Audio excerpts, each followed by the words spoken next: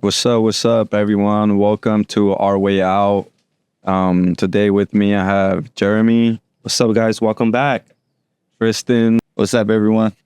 And in the back, I have Mr. Jimmy Hernandez himself. Yo, yo. What's up, Jimmy? Hey, man. And today we brought a special guest, someone that to us we've been knowing for a while.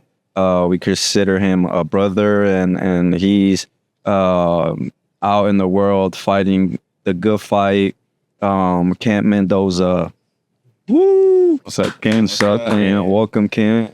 Thanks for having me. Appreciate it. So, I made it, so thanks. Yeah, you definitely made it, bro. You've done a lot of great work. To me, that's making it. Especially coming from the background that we've had.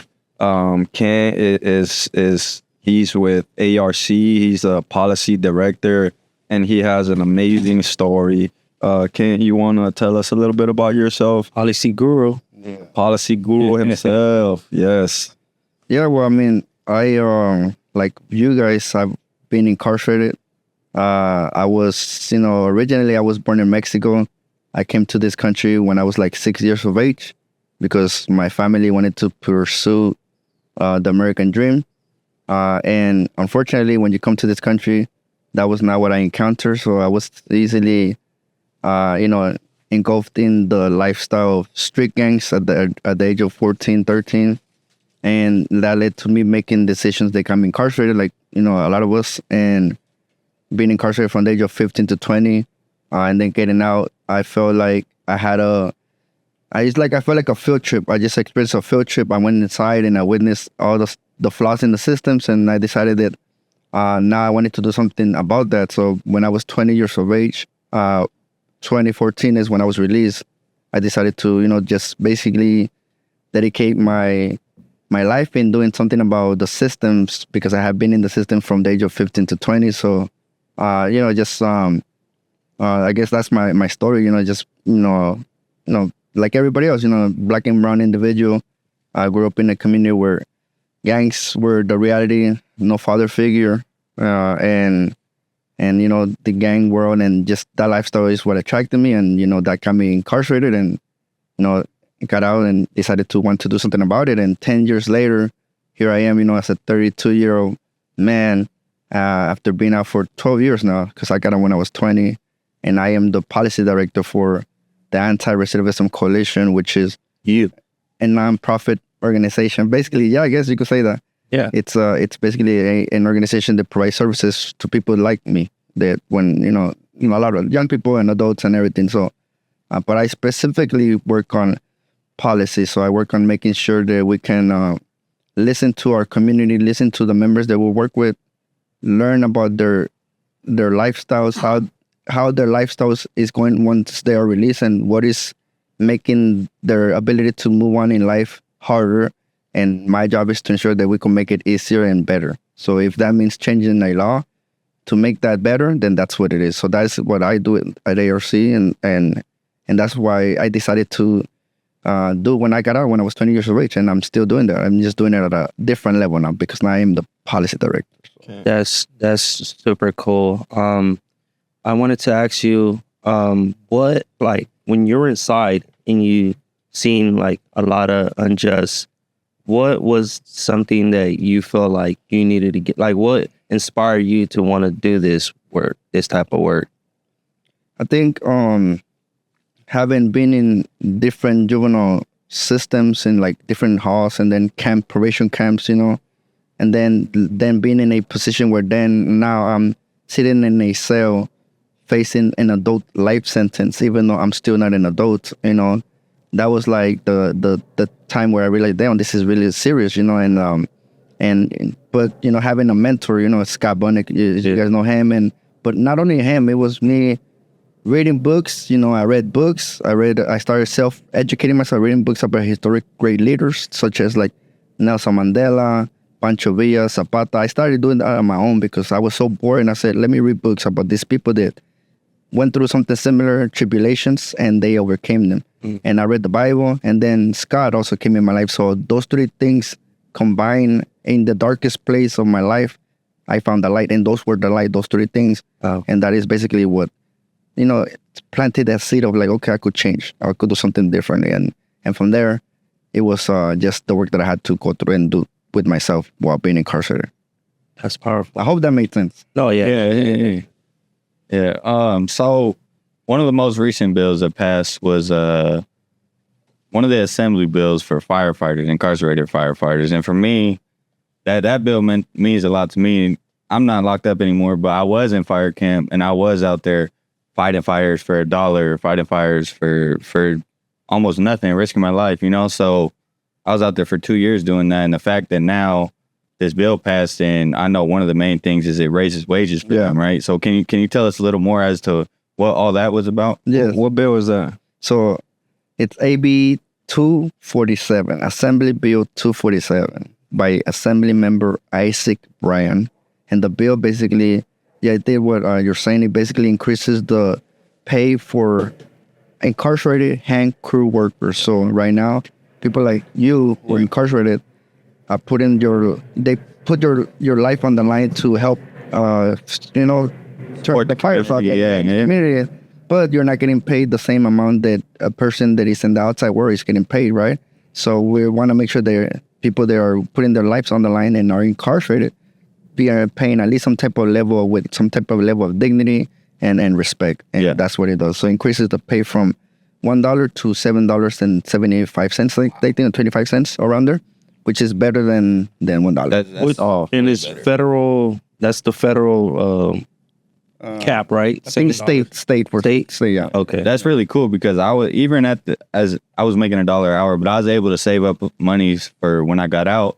I had a little bit of money to get me on my feet, So with $7, like that's 7 times what I had when I got out. So that's like life changing and supportive for when you get out, So that's that much money you could save up enough to maybe get a little whip and just get an apartment, like get you on your feet so that you don't have to go back to the streets or whatever you were doing before that got you incarcerated. Yeah, so that's amazing. But there's more than that. There's that one and there's 2 other bills that also do the same thing about help incarcerated firefighters. So that's the first one, and there's another one that also basically it's an expungement. Let me see if I could know the name of it. It's there's also one SB 245 by Senator Reyes. This is an expungement bill.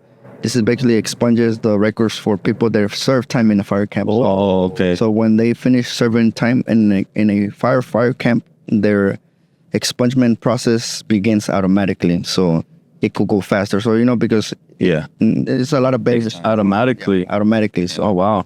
And then the last one is retroactive. Basically for anybody, So starting immediately. So once it gets signed, and the other one it's AB 952, which is from Assembly Member Saudi El Harari, and basically this bill will make 3 fire camps that are currently pilot programs permanent. So because of the pandemic in 2020, there was 3 camps that were like an experiment or like a pilot program. Like, let's create these 3 camps and send people to firefighters to do it. But now that it's working, we wanted to make them permanent for people 18 to 25. So 3 bills, that's the other one. So 3 bills that are basically helping the firefighters. And they all passed, right? They all pass. They're all like the last stage is to the governor to sign them. Okay. What is that process like? How hard is it to pass a bill? Go to Sacramento and law. Because that you do that on the regular, and to us, we're unfamiliar with that process. You guys also experienced that? I think you guys went to Sacramento. I think Jeremy did. I didn't get to. I was working, but I know Jeremy did. Just from that one time that I went, it was a lot of talking, meeting senator after senator, every 20 minutes, talking about the same thing, just, and I could tell how overwhelmed it is, but you're there almost every week. So it is like that. I think it's hard because you have to, you first have to have an idea. When you want to work on a bill, you have to have an idea on a bill. What is the idea? Who's the like-minded people that want to work on that bill? Then from there, you have to find a politician, whether it's an assembly member or a senator, and then from there, someone that is willing to take that bill with you, that idea, whatever you want to push it forward, convince them. Yeah. And then from there, once you get that person, they have to work with their colleagues in Sacramento to move the bill forward, and we have to do the groundwork. So we have to do research, on the bill, like to justify why we should change it or why the bill should be created, why the law should be changed or whatever. We had to create, garner support, find an organization that can show support through letters, because you want to basically come to the Sacramento with basically prove like, look, this is why it's needed, this is the statistics, and this is the many people that live in these communities that want to see the law change. And then you face opposition, then you face people that the union opposition. So our bills are mostly public safety issues, public safety bills. So we mostly face opposition around people in the law enforcement agencies, like sheriffs or probation. But that's part of the process. But that is, sometimes we have to work with them and talk with them and figure out how to we can meet halfway, but at the same time not giving up our community. Yeah, because that's the hard part. But it's not an easy process. It's a hard one, but it involves a lot of us, and the more people are involved, and the more that we're just narrow on the message, and we know exactly what we want to change, and we can provide some solution to that, then the more likely that you can move it really forward. So it's not easy, but it's very doable, and we've done a good job at it. Is there times where things don't go the way you guys planned, where like a bill doesn't get passed? Yes. Yeah. How often do you guys come across that? I mean, so in the last 3 years at ARC, 3 years ago, we only passed one bill. The year after that, we passed 2 bills. This year, we're 3 bills, right? So the last 2 were harder years. We were not able to pass, for example, a bill that was called the Women's Care Act. The Women's Care Act was specifically a bill that would have provided, or at least would have given the judge to consider, at least for the first year, for a woman who is going to be incarcerated or is going to have to do time or whatever, but is pregnant. To at least for that first year, she could be like in a different setting, rather than the county jail or like prison. a jail cell. Yeah. So that was a bill that we were trying to pass. It didn't make it through. It died because it was becoming an expensive bill. So for example, that's a bill that didn't make it. And so what's the next step? So it's like we get together and be like, okay, what happened? What died? Why did it didn't pass? What did we do wrong? What information did we lack? And then we reassess it. And then maybe this means that maybe we create a survey and we go inside the women's prison. We send it to prisons, and because at the end of the day, we have to hear from them. Is it really a bill population that really help you? Maybe because we don't want to pass a bill or work on a bill that is really going to help anybody, So I guess that's an example of how bills sometimes don't make it, but then you think about it. But there's times when, for example, there's times where one point Senate Bill 9, the LWAP, the first LWAP bill, right, 18 and under. That bill they tried to pass that many times, and it took 7 years. So you gotta just keep on doing it. Keep fighting. Wait, coming back. Can we go back and talk about SB 260? And were you involved in that bill as well? I was involved in SB 261. 61. Okay. And what was that? That is basically, SB 260 was the first bill. That is basically what said that if you were convicted for extreme sentences and you were under the age of 18, it should consider you to be resentenced. SB 261 did the same thing, but for 21 and under. Oh, okay. So raise the age a little bit. Yeah. And it created it basically created the Youthful Parole Board. So the board were now moving forward after this bill. The board started considering now the brain science. Now that we don't not develop. Was that the Franklin? Yeah, the Franklin. And part of that. Mainly the brain, neuroscience that we don't develop until we're in our mid-20s. Yeah. So that's what it created, and that kind of set the tone for the future, and that's why we were able to do a lot of good things today. Yeah, because I benefited from those when they went in. I was 15, got 15 years. I was basically maxed out, but when that came out, I was able to earn time out. Yeah, that was a big one. Yeah, same for me, man. I was able to come home 6 months earlier just because I had a college degree. And that's able to get them back, and that was through Prop 57, though. Oh, yes, but 57. But everything, it's Prop 57 would save me. It send me back to juvenile court because I was direct file from. But you see how all of you guys are impacted by the law. But this is exactly why we do this, because if none of this law would have passed, maybe you would have still done an extra 2 years or whatever. So it's huge because before. like before like those bills started coming out, right? Like in Elizabeth County and all them were behind those. There's like no hope. You're gonna do your time flat, right? You don't even get to earn your credit off because we couldn't go to like groups and like earn time off for our time. We were like at 85%, and that was it. You don't get no time off. And it wasn't until those bills started coming out that's when I started being aware about like policy and how all that works and how our voice could be really impactful. And coming home, I was like, when I come home, I'm gonna do whatever I can to be using my voice to like help pass bills. And when I came home, I connected with you my first year, and I remember we did like a tabling event for Hilda El Solis. Yeah, I remember. What's her title? She's a supervisor, county supervisor. County supervisor. She was also on the board of Obama, right? Or some. She used to work on the Obama administration. Yeah, and I remember we did a tabling event, and I spoke in front of a crowd, and we talked about the importance. At that time, it was to pass the bill. So, excuse me. Okay. So, we could get people that were on parole or off parole the ability to vote again, right? Voting campaign. Yeah. So, like, for example, who's on parole? You're not in parole? Off parole, baby. I'm off. Yeah, I've been out Free man. so long now. But say we were. Yeah. But if you were, like, at one point you couldn't vote. Now you could vote because of that. Yeah, I remember that. You spoke. Yeah. I think you spoke. Yeah, me and Michael Mendoza did. And it was great to be up there because I remember just talking, and at first I was nervous, but at the same time, I remember I was like, at one point I was in a cell, and my voice didn't mean nothing. And now I could be there out in front of this crowd, and I was able to influence and tell them like how important it was for individuals that had changed their life, that wanted to use their voice to speak up, and it was great. And also that's when it passed, and we were able to start voting. So it was great. That first year I voted when I was home because of that.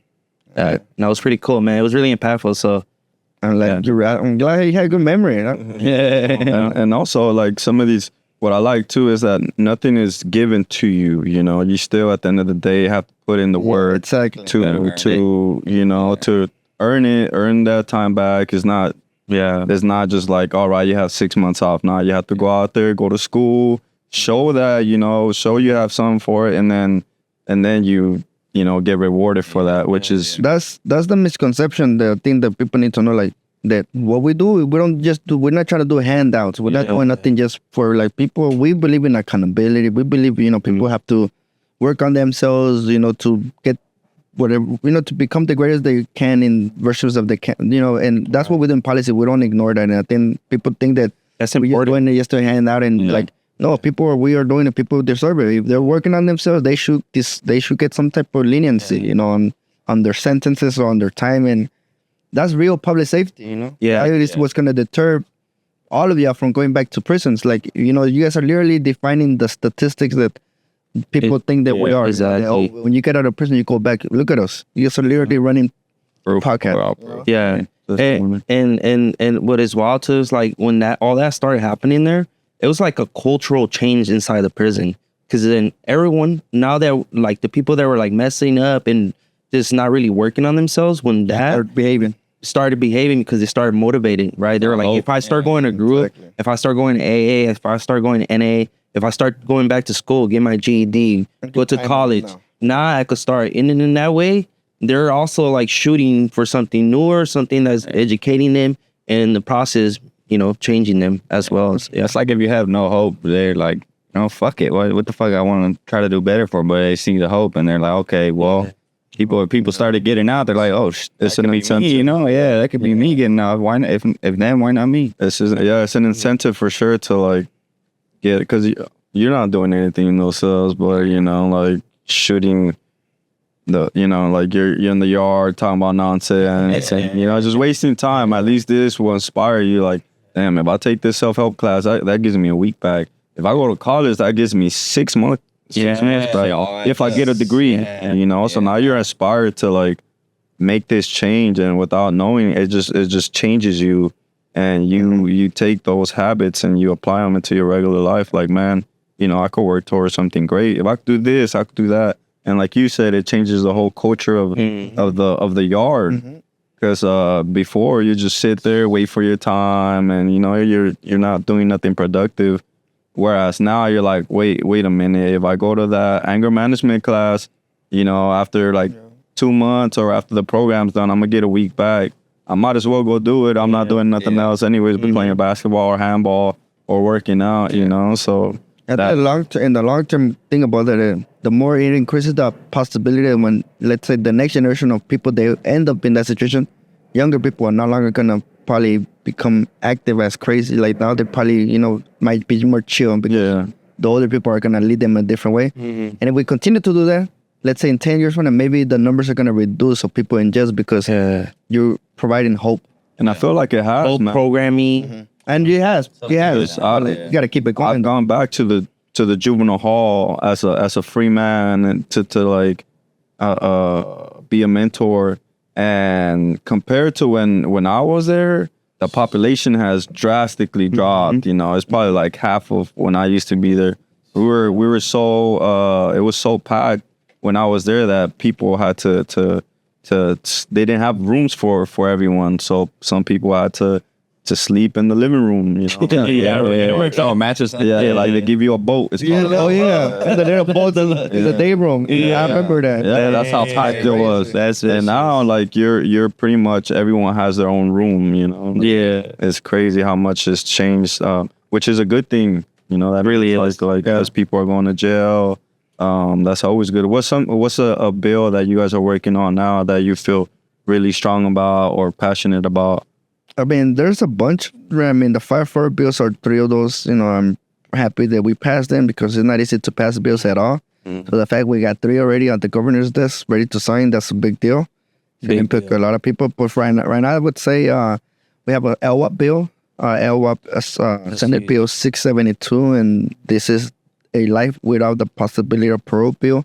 It's called the Youth Opportunity Act, and basically what it does, it basically would provide, anybody that was given a life without the possibility of parole when they were during the age of 18 to 25, that same ages of the neuroscience thing, that after they do 25 years, they might have, if obviously if they don't have no write-ups and stuff like that they can potentially get a hearing to see if they can get a second chance of freedom. Got it. And this would impact a lot of people, but mostly would impact, if you think about it, a lot of people, they're already like older people, like in their 40s or, like They've done a bunch of time or most of the time already. So, and that is a population that has a very low recidivism rate. So this is a bill that's important to me and just to our organization because this is the roots of ARC. This goes back to SB9. SB9 was how ARC, before ARC, and here we are in 2025, SB 672, LWAP all over again, but for this population. So I would say that's the one that I'm looking forward to because it's been a challenge. It's a 2-year bill. So sometimes when in the legislation, when you're working on bills, you might be working on it this year, but because of challenges, whatever might happen, you might make it a 2-year bill. So for example, this bill, we parked it meaning we put it in like on pause to kind of re-strategize our strategy. And then we're going to come back next year wherever we left it off and pick up from it right there. So it's like we're halfway through it already. We made it through the Senate. Now we're working to making it through the Assembly, which is in the Senate, you have to convince 40 Assembly members, right? In the Assembly, you have to convince 80. So it's a little more harder. So double. So that's the one. And so hopefully we could work on that bill. And maybe you guys also could work on it because this one is call to action for everybody that's part of the ARC movement. All hands on deck. All hands on deck. So that one would be the bill that I would say, SB 672. And I know there's probably a lot of people inside that are looking forward to like getting this bill passed. Because I know when I used to hear about Prop 47? Prop 47 and 57. When it was just like when you guys were going out to like lobby, and, we're just getting updates. We used to be eager to get these updates. Like, man, hey, what's the latest? Are they for it? Are they not? Like it gives me hope. I used to be on. I used to call ARC all the time. Like, hey, what's the latest? Am I coming home? When does it kick in? Yeah.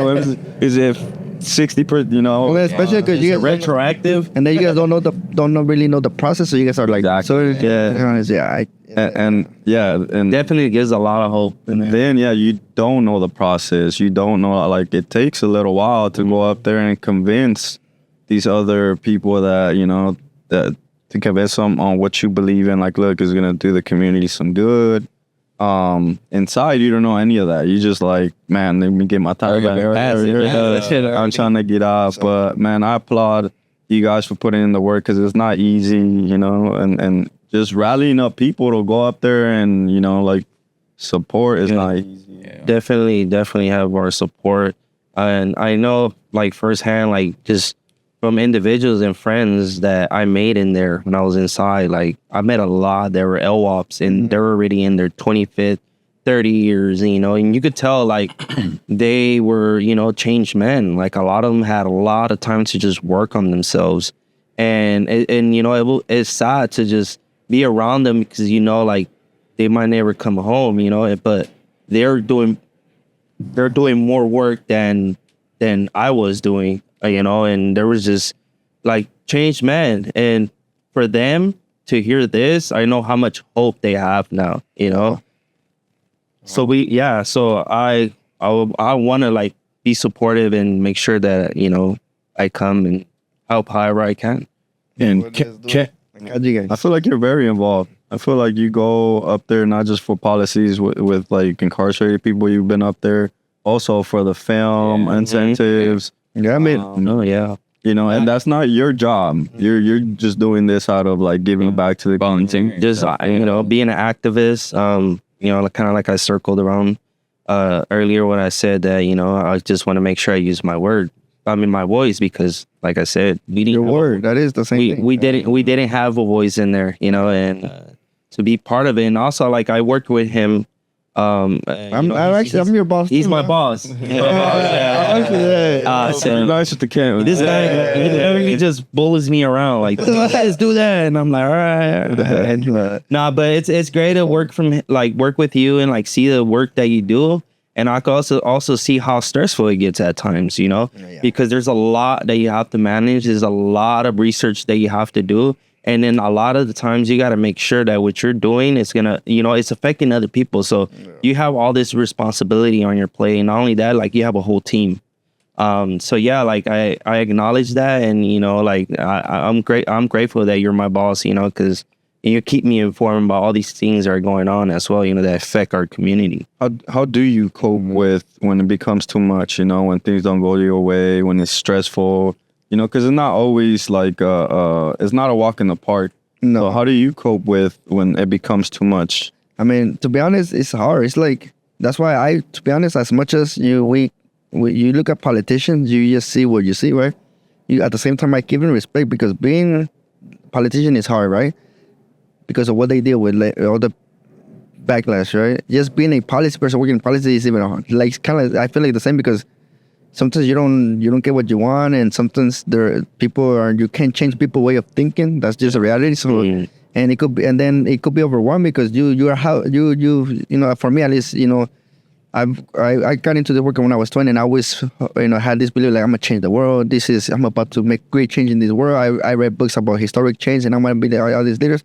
But then it doesn't go your way, and you can feel discouraged and like, damn, it sucks, you know, because the world, it's messed up, especially nowadays. So for me, when I feel like those moments, I just try to rely on, you know, family, you know, being close to family is healing, being close to friends that they don't understand how you are. I think just reminding yourself that the basic things that are around you are probably the most healing things that can provide you the most satisfaction. You know, even going to the gym, or even like just chilling, playing Call of Duty with the homies, like, for an hour, you know, because, you know, you're a grown man and everything. You can no longer hang out in the hood. You're not doing that no more. Or just going to the gym, or literally just spending, for me, going to the office. Like, I get to work I could work from home once a week, but I don't even do that, because I'd rather be in the office. I like to keep that energy. So just being around With community, family, and doing the basics is sometimes probably the best satisfaction you could get. You know, sometimes you don't need to go to Disneyland or Six Flags to get some type of happiness. You could just do it at home or go to the beach. So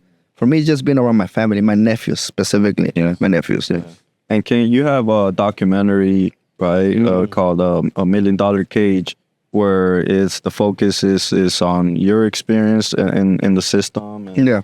what happened since you came home. Can you tell us a little bit about $1 Million Cage? Yeah. So For the people to check out, Yeah. because we checked it out ourselves, and it's inspiring, man. You have a great story. yeah, so I do have a documentary. It's a short film. It's a 35-minute long film. And it's basically a short documentary about my life. It follows my story, my life, a little bit about my background, but it centers around the work that I help to do with other advocates in the county and a lot of young people that you all probably know, like Kenzo, Ezekiel, Alexia, Sophia. Shout out to them. They were in that film, and basically they follow me and my story, and them basically doing advocacy work in LA County. Specifically for a something called the Department of Youth Development, the Youth Justice Reimagined Report, which is now implemented. And so it basically highlights the work and how young people can do the work. And it's a good film. And it's $1 million cage because that's how much money we spend to incarcerate people in cages. So it's a film that just follows my story and the work that I've done in LA County around youth justice. And it was released in 2023, but I submitted in several film festivals. So right now there's several that are still taking it. There's the one that's coming up is on October 3rd, 4th for the Anywhere Live Film Festival they're hosting, but it's going well. And I also have a short animation film called Chasing the Mexican Dream on YouTube. Oh, Chasing the Mexican Dream on YouTube. It's a little bit low budget because I never done animation, and the audio it was hard to do the audio because I didn't have nowhere to do. I did it from my closet. But watch it. It's 6 minutes long. So that's so I have 2 little films. But yes. Awesome. And also $1 Million Cage, you could check out. Where can you see it? $1 Million Cage. You could go to YouTube. You can find it on YouTube. Probably just go to on Google. Just put $1 Million Cage because when you submit it on film festival, you have to lock it on Facebook. So it'll be private, So I think it's still locked. I need to unlock it. Okay. But I think you could still find it if you go to Google. Just go to Google. I don't know, just find it. Or if not, we'll need that link so we could. I could also share with you guys. And link will be in the bio. Maybe just put it in the bio. We'll put it in the bio, so it'll be right there if any of the viewers want to take a look at it, check it out.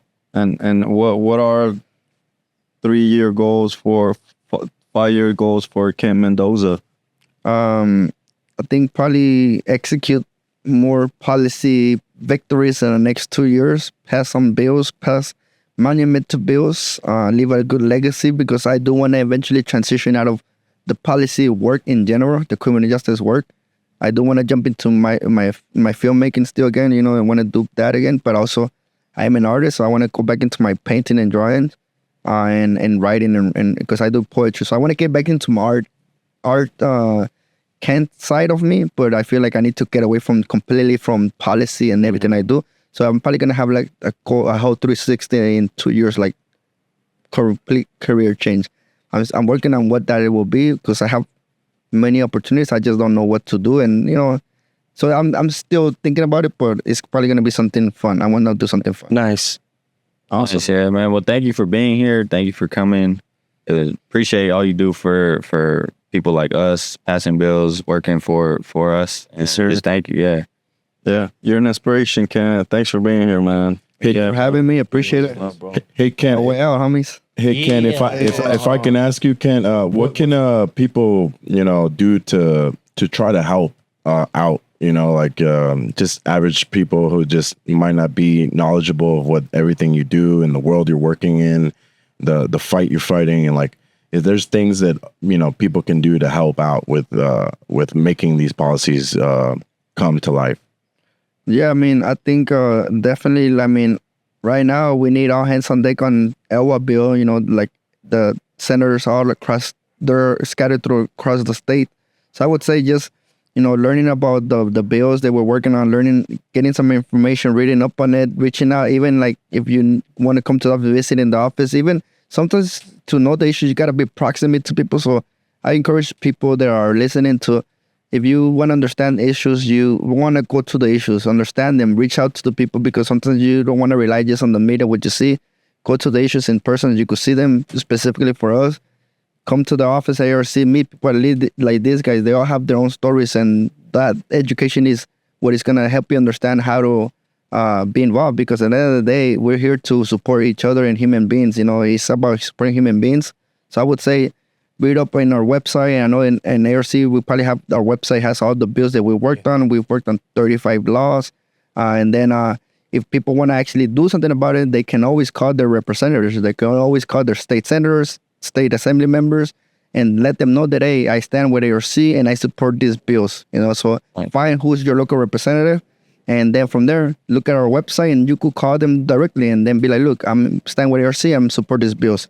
So that's a good way they can directly do some action like right now. Oh, that's dope. And to add on that, what's something you would say, or you would tell the audience, say, for the people that just hear, they're going to release people that have life without parole? Yes. So I would say that this bill doesn't release just anybody. It doesn't, it's not a free out of jail card type of thing. It is literally just giving people the chance and the hope that they've never been given. There is already a process that is in place for them to be denied if for some reason they're not fit to be in the free world, because the board that decides this is already made up of extreme law enforcement people. So this is literally just giving a chance to people that have worked on themselves, they have not done any mistakes, haven't gotten no write-ups, and have been really free from anything, and have been just incarcerated for probably 30, 25 years, So it's just giving them hope, and it doesn't guarantee their release. So it's just giving them a hope. And we should all have that in us. Like, that's what we want to be able to keep people hope. They already worked themselves. We spend a lot of money having them in cells. So we want to save money too, but we also want to give people the chance to be, if they're really going to spend the last years in the free world, let them spend them with their family. Yeah. So it doesn't just let anybody out too. And it has exclusions for people. And certain specific cases and stuff, yeah. And when you say pay money, taxpayers' money, right? Yes. We're all paying that as well. So. Yep. Well, thank you, Ken. We appreciate you for answering all these questions, man, for providing all this information and for the work that you do, big dog. Thank you for having me. I appreciate it. And that's our way out. Thank you.